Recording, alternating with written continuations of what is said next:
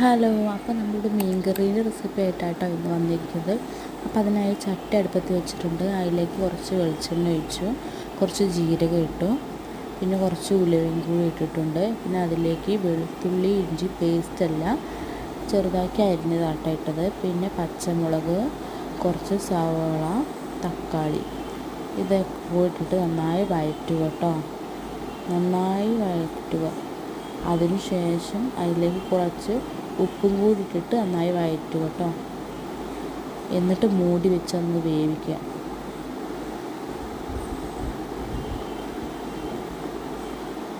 മൂടി വെച്ച് നന്നായി വേവിച്ചതിന് ശേഷം അതിലേക്ക് മസാലപ്പൊടി ഇട്ട് കൊടുക്കുക. മഞ്ഞൾപ്പൊടി, മല്ലിപ്പൊടി,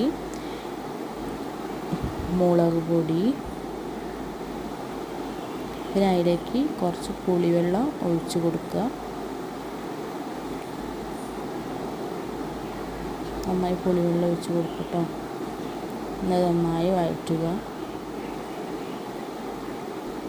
ഞാൻ കുറച്ച് തിക്കനാട്ടോ കറി ഉണ്ടാക്കുന്നത്. അയില തിളച്ചതിന് ശേഷം നമുക്ക് അതിലേക്ക് അയില ഇട്ട് കൊടുക്കാം. ഓരോന്നോരോന്ന് ഇട്ട് കൊടുക്കാം. എന്നിട്ട് നന്നായി ഒന്ന് ഇളക്കുക. മൂടി വെച്ച് തിളച്ചതിന് ശേഷം നന്നായി തിളച്ചതിന് ശേഷം കുറച്ച് കറിവേപ്പില കൂടി ഇടുക.